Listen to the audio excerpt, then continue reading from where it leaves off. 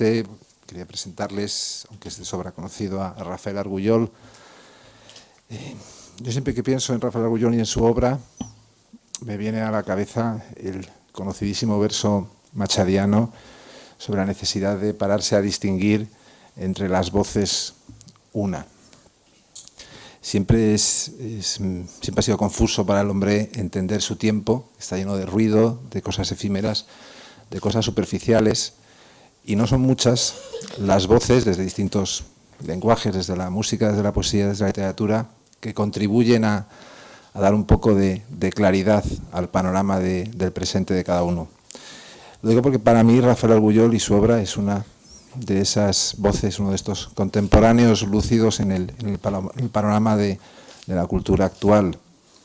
Lo es tanto por los temas y por las cuestiones a las que se ha ido acercando su obra, que lo que creo que en el fondo siempre ha perseguido y persigue es ver qué ha pasado en el pensamiento, en la filosofía, en la literatura, en la música, en la creación audiovisual, ver qué ha pasado entremezcladamente en todas estas voces para saber y comprender el paisaje que tenemos ahora, tanto por estos temas como por su lenguaje.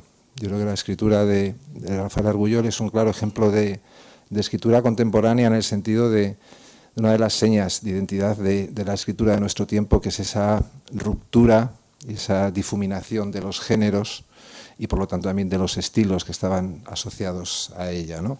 El propio Rafael Argullol alude a esa característica de su obra con la expresión de escritura transversal.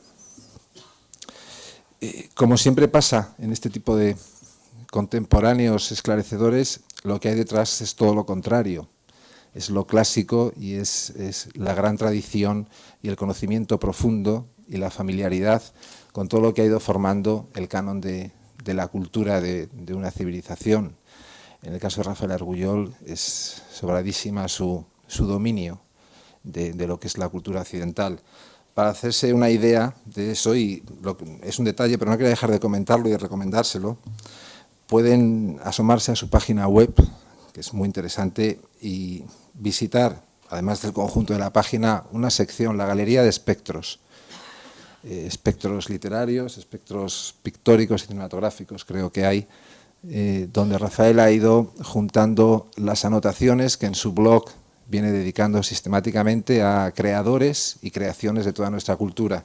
Allí se van a encontrar desde Sófocles y Esquilo a Chandler, Kafka, Bergman, Bacon, pasando, voy a citar solo unos pocos, por Balzac, Stevenson, Musil, Masaccio, Durero, Balaguer, Fray Luis de León, Edgar Allan Poe, etc.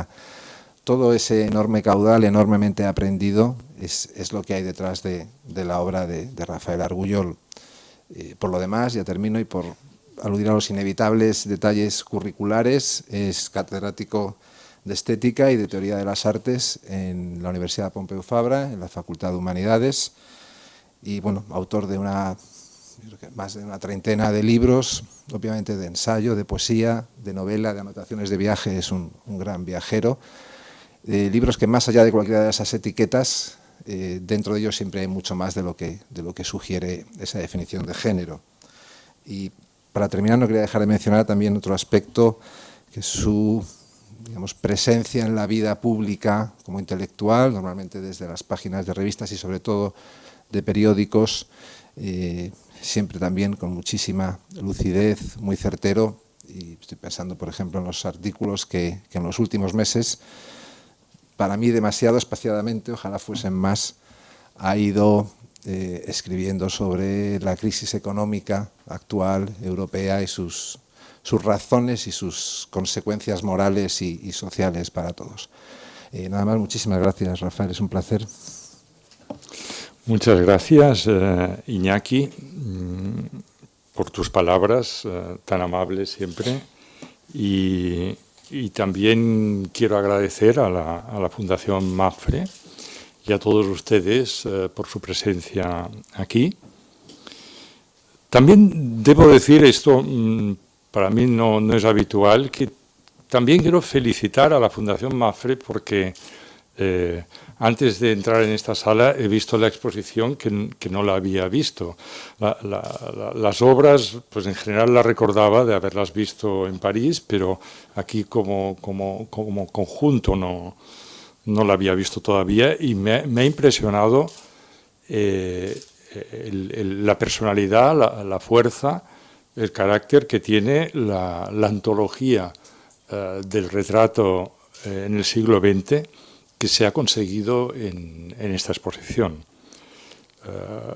Además es, creo yo, una antología que demuestra el vigor que tiene el retrato en la pintura y en el arte del siglo XX, y desmiente un tópico muy habitual, y es la creencia que precisamente en el siglo XX y en general en la modernidad, pues el retrato había entrado en un periodo de declive. Yo, al contrario, creo y pienso que se confirma en esta exposición que es una de las épocas de oro del retrato en el arte europeo.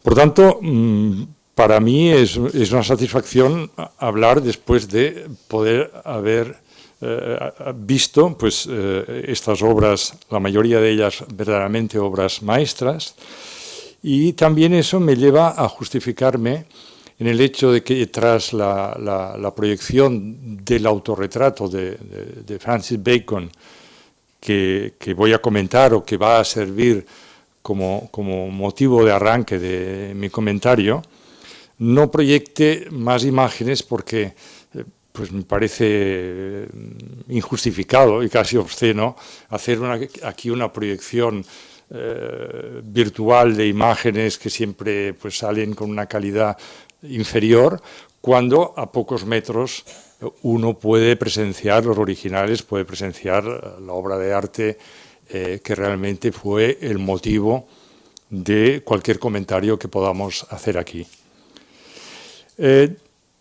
Dentro de la invitación de participar en este ciclo que acompaña a la exposición, si elegí el autorretrato de Bacon, no es porque no hubiera muchos otros cuadros que hubiera podido elegir con iguales razones y con igual importancia, porque de hecho, como acabo de decir, hay muchos que son verdaderamente obras maestras. Lo que ocurre es que el autorretrato de Bacon, que me parece una maravilla el que hay aquí,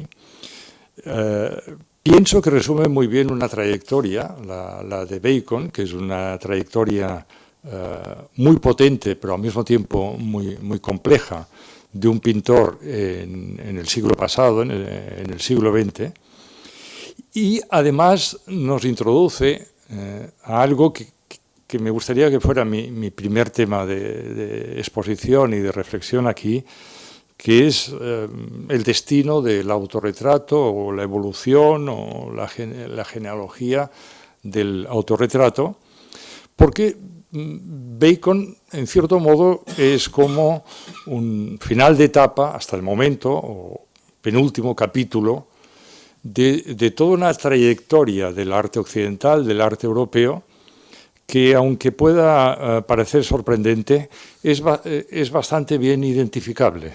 Es decir, nosotros podemos tener una idea bastante clara de cómo nace, cómo evoluciona, cómo se va cohesionando, qué paradigmas va tomando el autorretrato a lo largo de los últimos 6-7 siglos. Bacon, antes Iñaki se refería a esa relación entre la mirada contemporánea y lo clásico o la tradición. Bacon, a pesar de que evidentemente para cualquier espectador puede resultar un pintor extraordinariamente convulso, extraordinariamente experimental, Bacon tenía una relación muy íntima con los grandes artistas clásicos europeos, pues del Renacimiento y del Barroco, como ahora comentaré. Y en ese sentido, su recurrencia, que fue muy abundante al autorretrato, conecta con ese nacimiento peculiar que tiene el autorretrato dentro de la historia del arte, de la historia de la pintura. Está muy claro que nosotros podemos hablar muy poco de la pintura en la antigüedad, porque la gran parte de la pintura de la antigüedad griega y romana se perdió a lo largo de la Edad Media, al contrario de lo que sucedió con la escultura. Y de hecho, cuando los pintores renacentistas se lanzaron a la reinvención del arte, a la reinvención de la pintura, así como los escultores, Donatello, Verrocchio, Ghiberti, Miguel Ángel, podían recurrir a la estatuaria romana, que tantas veces lo que hacía era reproducir originales griegos, copias de originales griegos. Los pintores prácticamente, evidentemente tenían el arte románico y gótico, tenían el arte medieval, pero como ellos entraron en una relación bastante antagónica con ese arte, los pintores tendieron a creer que refundaban la pintura, que reinventaban la pintura por la ausencia del modelo de la pintura antigua. Tengan en cuenta que nosotros ahora podemos aludir a Pompeya y Herculano, o a esos maravillosos retratos que a mí me fascinan, que son los retratos de Fayum, encontrados en Egipto del siglo I antes y después de Jesucristo. Pero los pintores renacentistas y luego los pintores barrocos, evidentemente, no sabían lo que era Pompeya y desconocían estos retratos que nos dan una idea bastante fidedigna de la perfección a la que llegó el retrato y probablemente también el autorretrato en el mundo antiguo. Sin embargo, por las características propias de lo acaecido con la pintura, al haberse perdido eso, se produce una suerte, como antes he dicho, de refundación de la pintura, pues a partir de Giotto, a partir del año 1300. Es una fecha simbólica, las fechas siempre son muy arbitrarias, pero a mí me gusta esta fecha simbólica de 1300 porque es el año en que supuestamente Dante hizo el viaje iniciático, esa visión grandiosa que luego plasmó en la Divina Comedia. Dante en teoría viajó a estos tres ultramundos entre Viernes Santo y Domingo de Resurrección del año 1300.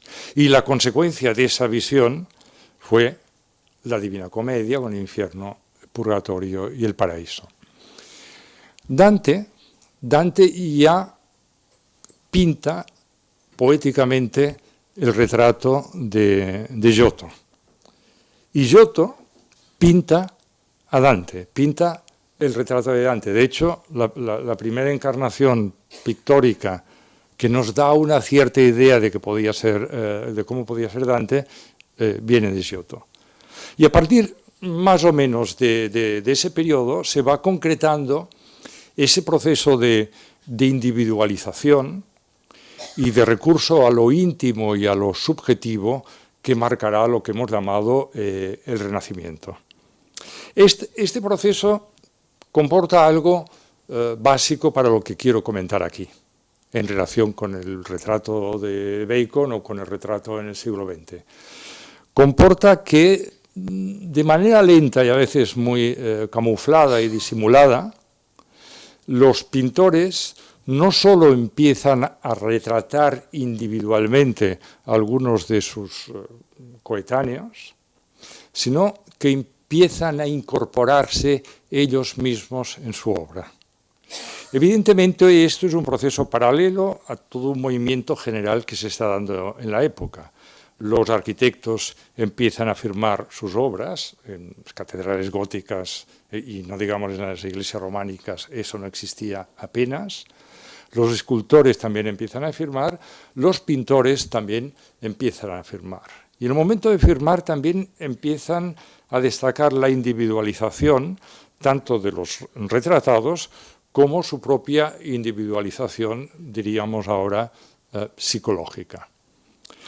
A partir de aquí, por eso decía al principio que es relativamente fácil establecer el momento en que se inicia, al menos para lo que nosotros ahora conocemos historia de la pintura europea, se inicia la práctica del autorretrato, que fue muy tímida al principio, tan tímida que por razones obvias pues el artesano medieval no había practicado el autorretrato, tan tibia que los pintores se camuflan en el conjunto de los cuadros. Incluso grandes pintores como Botticelli se coloca en algún ángulo de una pintura.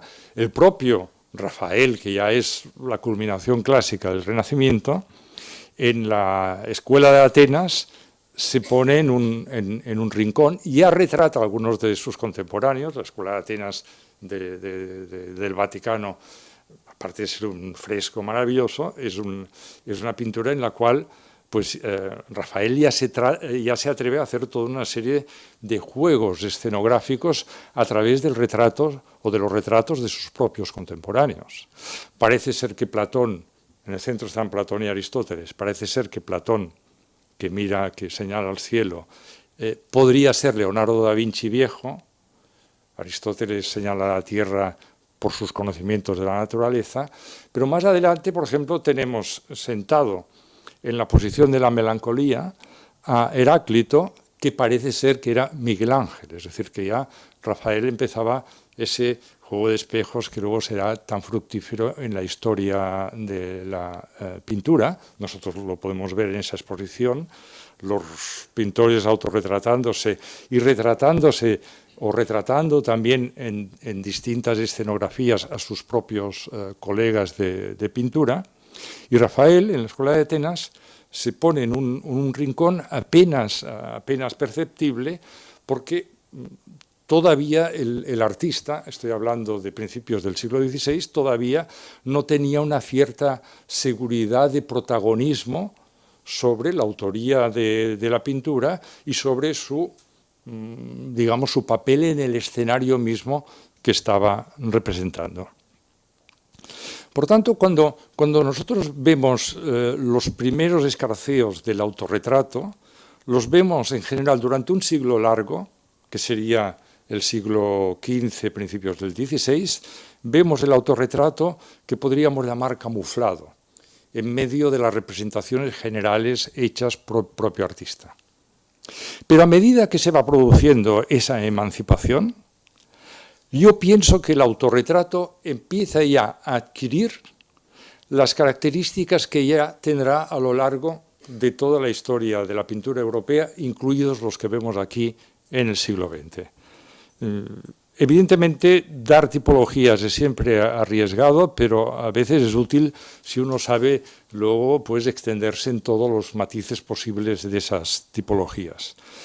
Pero yo me atrevería a decir que desde un principio, cuando se va emancipando el autorretrato, cuando ya se individualiza el pintor que se ve como protagonista de su propia obra, se tiende fundamentalmente a hacerlo en tres direcciones. Una dirección que al principio será muy recurrente, que sería la dirección, diríamos, de la afirmación de la propia dignidad. Eso es muy importante para el pintor renacentista, incluso luego para el pintor barroco, porque precisamente ellos son los protagonistas de una época en la cual el artista reivindica para su creación una dignidad que no ha tenido. Porque, en definitiva, en el mundo antiguo y luego a lo largo de toda la Edad Media, la distinción que realmente funcionó era entre manual y no manual, artesano, manual, era siempre inferior al que no trabajaba con las manos. En cambio, el artista renacentista, pintor, escultor, arquitecto, ya reivindicó esa dignidad superior, que le igualaba, por ejemplo, al filósofo, que le igualaba al poeta, es decir, que dignificaba el trabajo manual que se convertía también él en trabajo espiritual. A partir de ahí, si nosotros aquí circulamos un par de kilómetros y nos metemos en el Prado, podemos encontrarnos el autorretrato que se hace Durero, 1500, que ya es un autorretrato en el que Durero está solo, protagonista de sí mismo, presentándose, diríamos, con gran dignidad, como prácticamente haciendo una autoafirmación de su personalidad. Durero fue el más audaz en eso al principio, porque no todo autorretrato de la misma época se autorretrata nada menos que como Cristo en su faceta no sacrificial, que ahora voy a ella, sino en su faceta majestática, en su faceta triunfante. Durero es el primero, creo yo, que de una manera muy clara lanza ese desafío sobre el protagonismo del artista. Fíjense que esa tarea de autodignificación a través del autorretrato luego se prolonga en otros artistas. El propio Leonardo da Vinci, en el único autorretrato que nos parece que tenemos, se autorretrata como filósofo, que es lo recordarán que Leonardo ya es muy mayor, calvo por delante, con los cabellos largos. Se retrata no como un artesano con las manos sucias por el trabajo manual, sino como filósofo. Luego veremos hasta la saciedad artistas como Rembrandt, Rubens, Poussin, que se autorretratan como magistrados, como juristas, como gentilhombres, como burgueses, como gente dotado de una nueva dignidad social, moral, intelectual, etcétera, que forma parte de esa reivindicación del artista nuevo que decían los italianos, que se atribuye el artista renacentista y luego, claro, está el artista barroco. Pero desde el principio, junto con ese rasgo de autoafirmación que comporta el autorretrato, hay su simétrico, hay su contrafigura, y es interesante ver que prácticamente nace al mismo tiempo. Y es lo que podríamos llamar el autorretrato sacrificial. Es decir, aquel autorretrato en el cual el artista se retrata como si lo propio de la creación artística fuera un dolor, fuera un proceso de sacrificio que tiene que quedar plasmado en la pintura, que tiene que quedar plasmado en la obra. Si antes he dicho que Durero llega a arrogarse el papel de Cristo triunfante, mucho más habitual será a lo largo de la pintura europea el hecho de que el artista se autorretrate con los rasgos de Cristo, pero o bien en la pasión, en la flagelación, bien mayoritariamente en la propia crucifixión. Hay un maravilloso autorretrato de de Gauguin, Van Gogh también, pero Gauguin tiene uno de cuerpo entero, que es una crucifixión con su propio rostro. Pero esa evidencia sacrificial del autorretrato se pone espectacularmente de manifiesto en la culminación del Renacimiento y en la transición hacia el Barroco, en alguien que, en cierto modo, creo yo que creará escuela a ese respecto, que es Caravaggio. Caravaggio, que se autorretrata varias veces decapitado, en la cabeza, por ejemplo, David y Goliat, él es Goliat decapitado, Judith y Holofernes, él es Holofernes decapitado. Caravaggio es el que incide de una manera ya masiva en ese carácter doloroso, sacrificial del proceso artístico que lleva incluso a mostrar de una manera tan violenta la metáfora de la mutilación o de la propia mutilación. De hecho, eso atravesará atravesará toda la historia de la pintura hasta llegar claramente a la época moderna. Nosotros, por ejemplo, tenemos distintas representaciones de ese proceso sacrificial y de esta plástica de la mutilación como metáfora del proceso. Por ejemplo, Courbet en su autorretrato como loco, aquel que se coge la cabeza de desesperación con estos ojos. Por ejemplo, Van Gogh con la oreja cortada. Y múltiples pintores en el siglo XX, tradición en la cual, como veremos, habría que incluir, al menos en parte, a Bacon, a sus autorretratos y a su autorretrato de 1971, que es el que se expone en la sala. Por lo tanto, esta sería una segunda tipología que es pendular respecto a la primera. A veces se alimentan mutuamente la afirmación de grandeza y la afirmación de sacrificio. Espectacularísimo también en ese sentido es el artista que ha sido seguramente el más adorado de todos los tiempos por sus propios contemporáneos, que fue Miguel Ángel. O sea, Miguel Ángel, de la misma manera que en algunos momentos, en sus propios poemas, hace una reafirmación titánica de la grandeza del artista, recuerden cómo se autorretrata en El juicio final, que es una de sus obras de última etapa, cuando él ya es muy mayor. Miguel Ángel se autorretrata, y de nuevo esto nos debe a Bacon, y muy directamente, Miguel Ángel se autorretrata hacia 1530 y pico, que es cuando hace el fresco del juicio final de la Capilla Sixtina, se autorretrata en el pellejo de San Bartolomé, es decir, sin cuerpo, despellejado, con los rasgos completamente contorsionados de alguien que ha perdido la estructura interior. El autorretrato de Miguel Ángel remite directamente al autorretrato que hemos visto de Bacon y a diversos de los autorretratos de Bacon. Por tanto, esta sería, creo yo, una segunda tipología a tener presente, y la tercera, vinculada obviamente a las dos, es el momento en que el artista se encierra en una suerte de espacio sagrado que es el taller del pintor, y en ese taller del pintor tiene lugar una ceremonia de indagación mítica y psicológica que va como diseccionando la propia personalidad, el propio carácter del artista.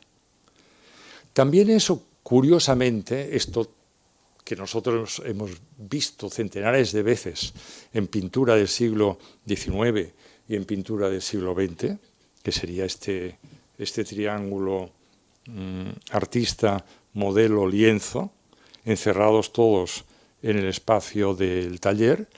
Curiosamente, también esto lo podemos datar con bastante seguridad, porque el artesano medieval trabajaba en el conjunto gremial, por tanto, muchos al mismo tiempo.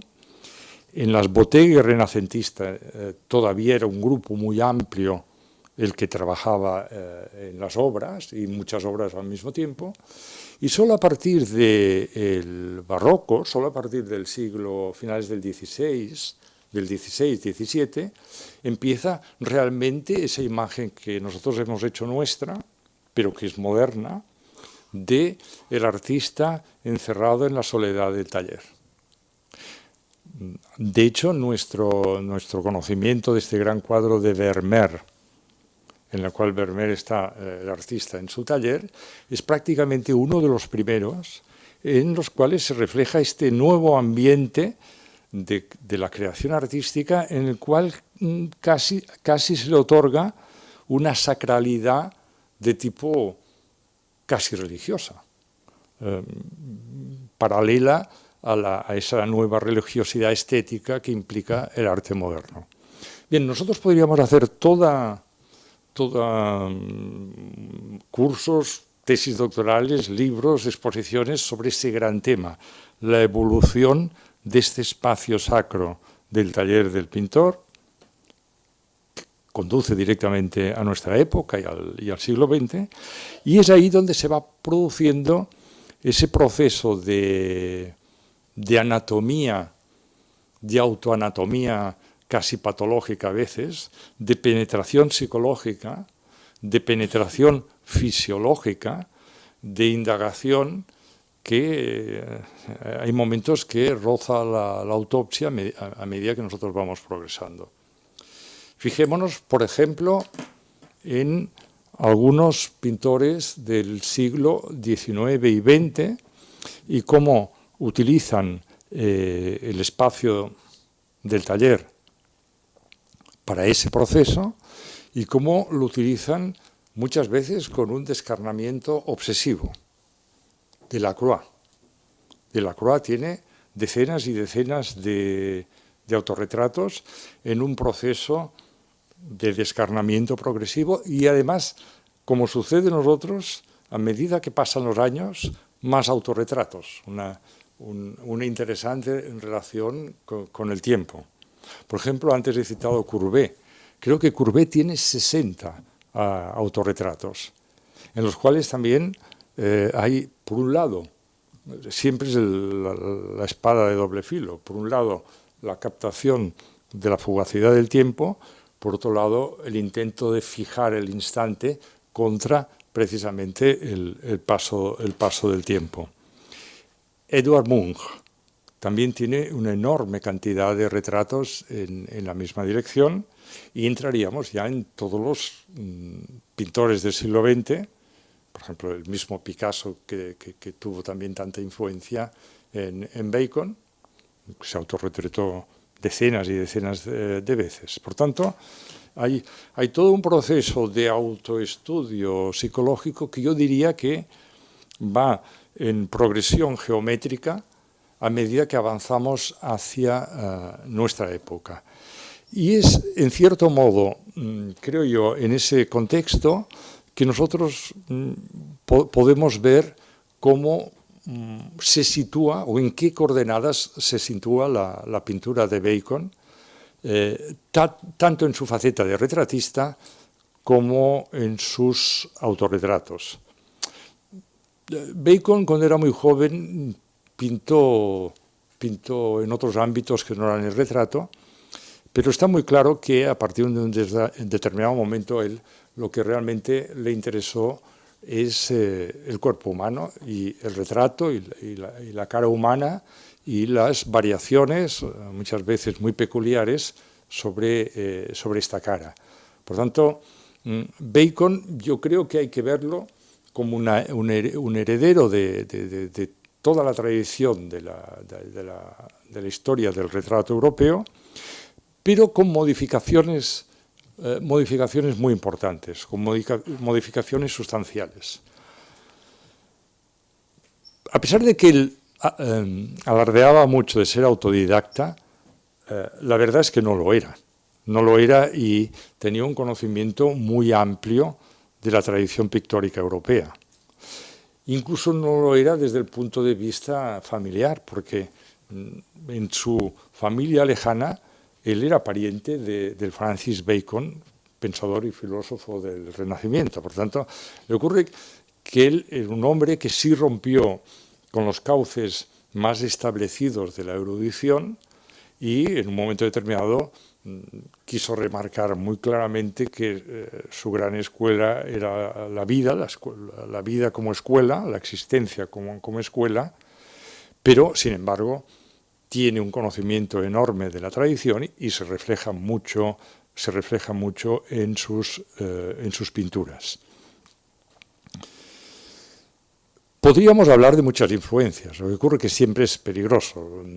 Para hablar de influencias españolas está claro que Bacon, y además él lo reconoció repetidas veces, él tuvo un diálogo muy intenso, primero con Picasso cuando era más joven, Bacon, y luego sobre todo con Goya. Con Picasso incluso hay muchísimas afinidades formales. O sea, sobre todo con el Picasso cubista. Bacon claramente utiliza recursos de Picasso y de Braque cubistas para su propia morfología. Quizá él es más desgarrado, aunque evidentemente hay muchos retratos cubistas precedentes, por ejemplo del Guernica, que también son muy, muy desgarrados. Pero yo, sobre todo, quisiera remarcar aquí las afinidades, paralelismos y diálogos con Goya, que me parecen muy, muy, muy relevantes, sobre todo con el Goya de las pinturas negras y de la obra, digamos, de la fase segunda o casi última también de Goya. Por lo siguiente, no solo por la presencia en Goya de algo que en Bacon también es muy evidente, que es lo que Baudelaire llamó monstruoso verosímil. O sea, lo monstruoso de la condición humana y de la naturaleza, pero no planteado como algo fantástico, inverosímil, sino como algo inverosímil, que es lo que chocó a Baudelaire de Goya y de sus pinturas negras y de sus grabados. No solo por eso, sino por algo que me atrevo a decir es incluso más específico. Goya, para mí, fue el primer pintor en la historia de la pintura occidental que pintó al hombre masa. Por tanto, Goya, con una intuición extraordinaria, con una capacidad de visión extraordinaria, en realidad empezó a pintar a uno de los grandes protagonistas del siglo XIX y del siglo XX, que es la humanidad convertida en masa, la humanidad convertida en multitud, masa. Si nosotros atendemos, por ejemplo, a las grandes pinturas negras, al aquelarre, al Paseo de Santo Oficio, etc., lo que se produce es una desindividualización de los rasgos y una masificación de esa multitud que vemos. Eso ningún pintor lo había hecho, ningún pintor lo había hecho. Y curiosamente, Goya lo hace en un momento en que algún artista, a través de otros lenguajes, están a punto de hacerlo. Es curioso que Goya lo hace un poco antes que Edgar Allan Poe, para mí, escriba el primer relato en el que la masa es protagonista, que es un relato de Edgar Allan Poe que se llama El hombre de la multitud. Es que no es un individuo, es la masa. Por lo tanto, el hombre masa asoma en la pintura de Goya, yo creo, como una intuición magistral de por dónde va la historia, por dónde va la humanidad, por dónde irán las grandes ciudades, por dónde va la masificación. Pero Bacon, que conoce muy bien ese mundo de Goya, da una vuelta de tuerca, da un paso más allá y, a mi modo de ver, un paso más crudo y más violento. Y es que en Bacon ya no aparece el hombre masa, sino lo que podríamos llamar la masa hombre. Es decir, es como si el cuerpo, la carne, no solo va perdiendo sus contornos, como en Goya, sino que los haya perdido por completo, y en ese sentido, pues Bacon apunta hacia otra dirección que vale la pena remarcar. Así como, en general, lo que ha tenido mucha fuerza en la historia de la pintura europea, diríamos, es pues toda la herencia metafísica occidental, en el cual pues ha habido una búsqueda de prototipo de belleza, de la idea de lo bello particular, pero también de lo universal. Bacon, y por sus declaraciones esto es evidente, desde muy temprano parece que esté fundamentalmente interesado en la carnalidad absoluta, en la corporeidad absoluta, diríamos, en una especie de, si se puede hablar del alma, solo de una fisiología del alma. Él, además, justificaba su propia posición estética desde el punto de vista que pensaba que el mundo, que la realidad era un caos. Así como todas nuestras ideas acerca del mundo, me refiero en la cultura europea, siempre han sido una lucha de orden y desorden, de cosmos y de caos. Para Bacon lo que privaba era el caos. Era el caos. Nosotros, en realidad, somos caos vivientes que solo en una apariencia muy ilusoria nos parece que puede haber un orden con una armonía, pero él, en cierto modo, se ponía en el otro lado, en el lado oscuro de las cosas, y creía que lo que prevalecía en la naturaleza, en la realidad, en el mundo y en el hombre, era lo caótico. Por eso, esa importancia extraordinaria que Bacon otorga al azar. El azar. Es decir, de la misma manera que uno puede pensar que hay una coherencia en el mundo, una coherencia en las cosas, o puede pensar que hay una perpetua lucha entre esa posibilidad o necesidad de coherencia y el azar o el fatum, el destino, lo que sea.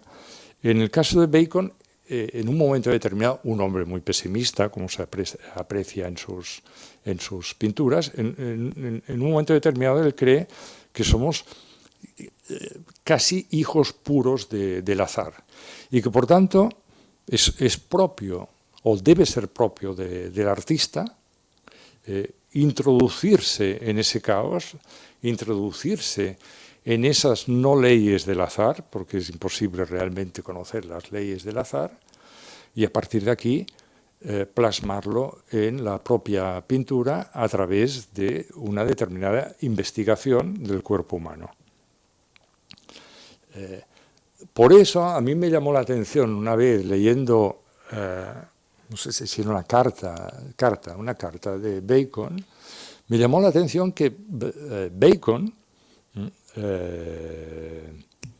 invitaba a un pintor joven a algo que había defendido, no sé si Bacon lo sabía, quizás sí, que algo que había defendido 40 años antes Edvard Munch, al que he citado hace unos minutos, pintor escandinavo, que le becaron en París, era joven, debía tener 22, 23 años, en el momento, diríamos, de la máxima eclosión de los impresionistas. Por tanto, París bullía en una estética controvertida y apasionante. Entonces, Munch fue allá y al cabo de un tiempo, misteriosamente, en lugar de quedarse en París con el dinero de la beca, se fue a Montecarlo. Y entonces estuvo prácticamente todo el año que tenía que estar en París, en Montecarlo. Y escribí a un amigo desde Montecarlo, el cual, claro, al final estaba un poco mosca que escribía desde Montecarlo y no desde París, porque, claro, Montecarlo ya sabemos de que tenía fama. Y al final Munch dijo que no es que él se estuviera jugando la beca en el casino, sino que creía que era la mejor escuela de aprendizaje sobre el comportamiento del alma humana. Y que él se pasaba horas y horas y horas en el casino para ver las reacciones de los jugadores antes, después de la apuesta, ganando o perdiendo, porque como los jugadores tenían que contenerse, él lo que quería estudiar era precisamente lo que se escondía en esa contención. Le interesaba mucho más lo que se escondía sutilmente en esa contención que en algo muy explícitamente expresado.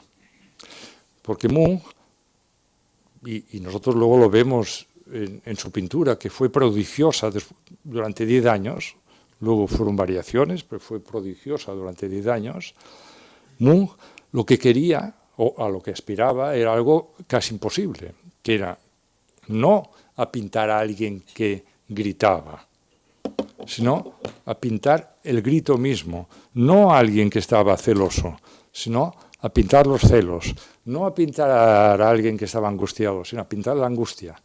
Por eso él lo que quería era la máscara, como el del grito, la máscara en la cual estuviera contenido todos los gritos,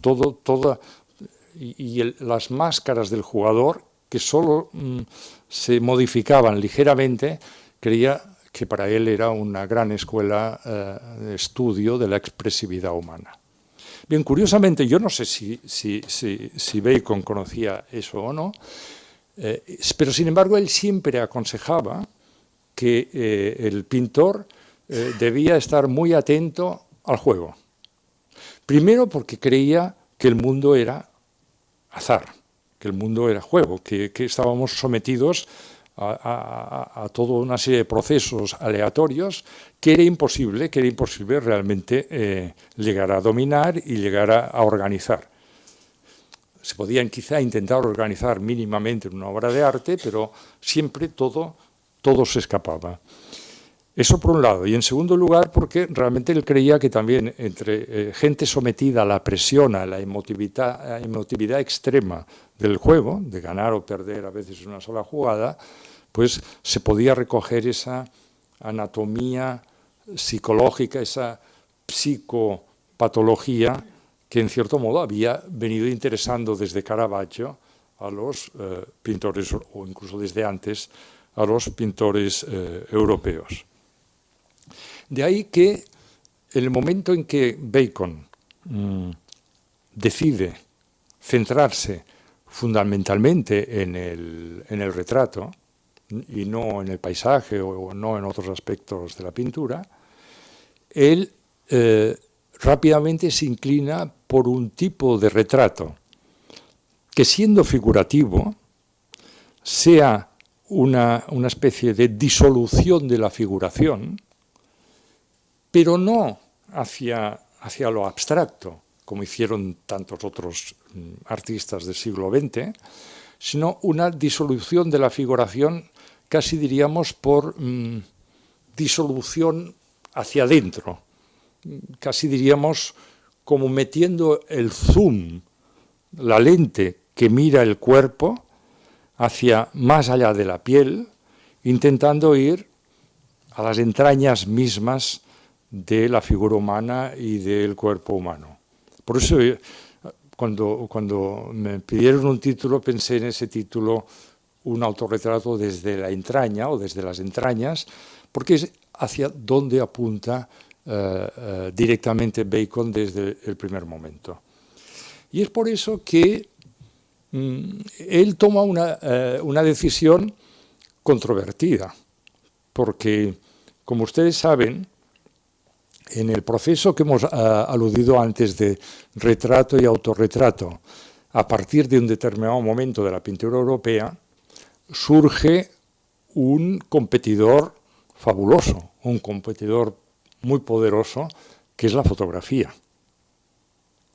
De hecho, desde los años 30, 40 del siglo XIX, los pintores que hasta entonces habían tenido, no lo olviden, habían tenido el monopolio absoluto en el reflejo de la figura humana, de la cara humana, del retrato humano, del autorretrato, a partir de los años 30, 40 del 19, tienen que repartir ese monopolio con la fotografía, que rápidamente toma la delantera en cuanto a una supuesta capacidad de fidelidad mimética. A partir de ahí hay como, para ir rápido, una doble escuela.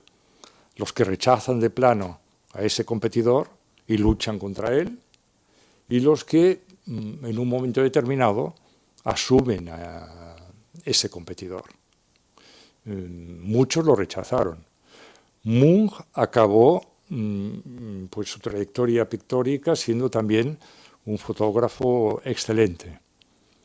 Bacon en contra de la ortodoxia y en contra de la opinión de muchos de sus colegas, no solamente aceptó la fotografía, sino que tendió a sustituir la presencia directa del modelo por la fotografía.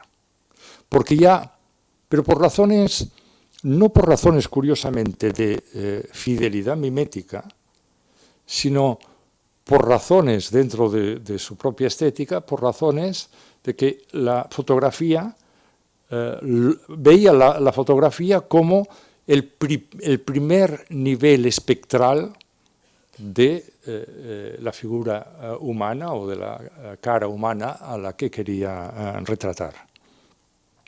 Por tanto, ahí toma una decisión que aún hoy, yo tengo amigos muy buenos retratistas que siguen en ambos bandos contrapuestos.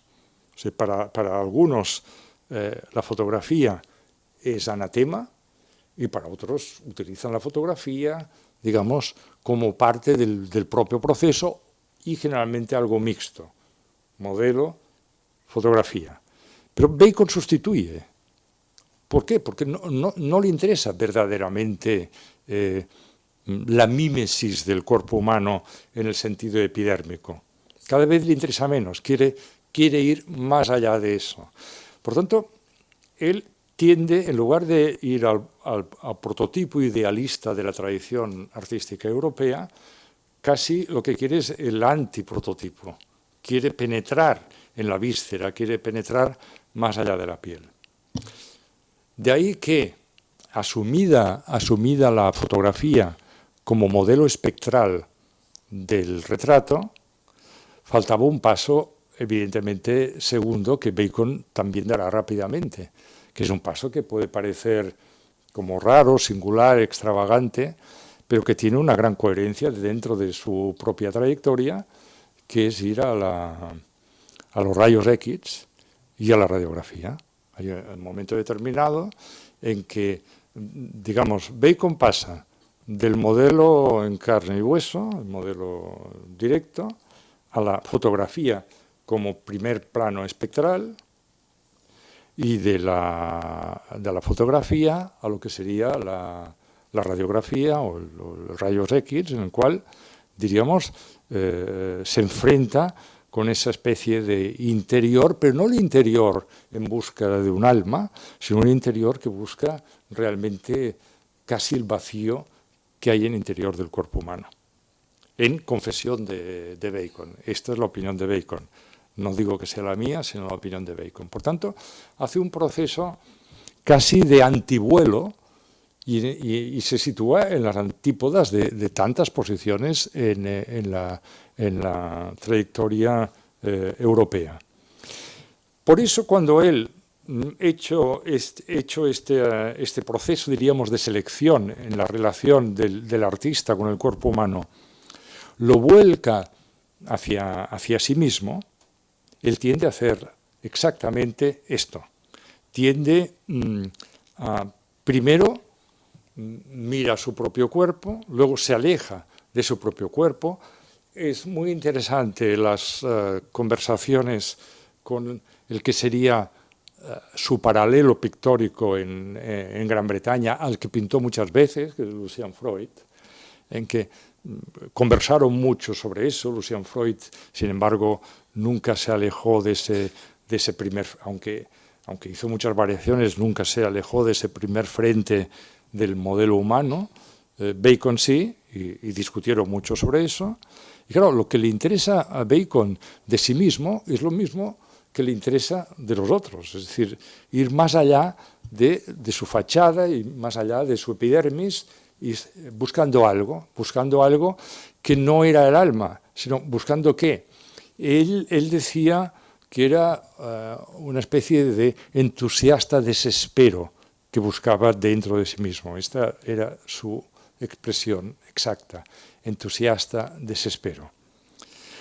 Rastreando los autorretratos de Bacon, de los cuales nosotros hemos tenido aquí una muestra estupenda, perfecta, de 1971, esta muestra es un óleo de Bacon, claramente se ve ese estilo que va quebrando, un poco en un sentido cubista, pero más atormentado, que va quebrando la cara, va como si la cara fuera, las facciones fueran siendo penetradas por una fuerza externa. El azar, a veces le decía, la muerte. Bacon entendía que la muerte no era un acto fisiológico, no era el fin de la vida. Veía la muerte como una especie de sombra que actuaba durante la vida. Puede ser que estas sombras o esos recortamientos en sus cuerpos, en sus caras, fuera bien esa presencia de azar, bien esa presencia de la muerte, como hipótesis. Lo cierto es que en ese autorretrato se ve muy bien, en ese juego de grises, negros, azules, el quebrantamiento de las facciones, la tendencia general de los autorretratos de Bacon. Creo que por un lado siguen la lógica de los de Courbet, de los de Delacroix, Courbet, Munch, Van Gogh, Picasso, esa lógica que antes he indicado en relación al propio tiempo, pero luego, rastreándolo, incluso comparando las recurrencias de Bacon, yo he llegado a la conclusión, bueno, también es una hipótesis, pero que se la comento a ustedes como algo para conversar o para reflexionar. El otro gran tema, junto, diríamos que casi con sí mismo, en forma de retrato individual, en forma de díptico, en forma de tríptico, el otro gran tema que continuamente llama la atención en Bacon es las crucifixiones. Él hace una enorme cantidad de crucifixiones, desde los años 30 empieza y le van acompañando hasta el final de su vida. La crucifixión en Bacon, creo yo, que tendría algo de culminación de esa tradición sacrificial del autorretrato al que he aludido antes en el caso de Caravaggio o en el caso más moderno de Gauguin y de otros artistas, en las que el héroe por excelencia de la pintura occidental, que es Cristo, que es el cuerpo de Cristo, es tomado como alter ego del artista en su faceta pasional y sacrificial. Por tanto, por la razón que sea él, que se declaraba violentamente ateo, no solamente agnóstico, sino violentamente ateo, él, sin embargo, tenía una relación de fervor con el tema de la pasión, algunas escenas de la pasión, pero sobre todo de la crucifixión. Es verdad que debemos a Bacon algunas de las crucifixiones o de exposiciones del cuerpo humano más brutales que puedan concebirse, porque hay un momento determinado que Bacon puede llegar a ver el cuerpo humano colgado o la crucifixión o el sacrificio de Cristo casi como un buey desollado colgado en una carnicería. Es cierto, pero vuelve y vuelve y vuelve a ese elemento sacrificial y incluso en algunas ocasiones se autorretrata, estos autorretratos apenas identificables de Bacon, dentro del tema de la crucifixión y de las variaciones. Ahí nos encontramos, por tanto, con un elemento central en toda la estética de Bacon, y con eso iré acabando, y es el hecho de que su representación pictórica, en lugar de ser al modo habitual, como antes decía, la mímesis, llega a convertirse en un descubrimiento en el sentido etimológico, en un sacar capas, en un sacar cubiertas, en ir como sacando cubiertas del cuerpo para ir adentrándose en un territorio en el cual, según él, predomina el caos, que somos nosotros y que es la naturaleza humana y que es la naturaleza en general. El cosmos es caos. Lo que ocurre es que en una especie de paradoja prodigiosa,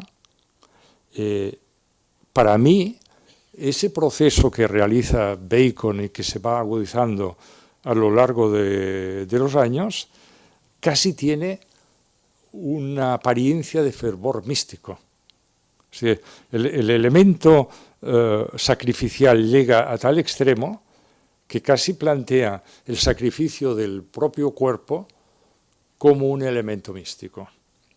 Y ahí también, como una hipótesis o como un hallazgo muy personal y que también puede ser negado tranquilamente, es curioso que no había pensado en eso, pero pensando precisamente en el AVE, cuando venía hacia aquí en la conferencia, en esta charla de hoy,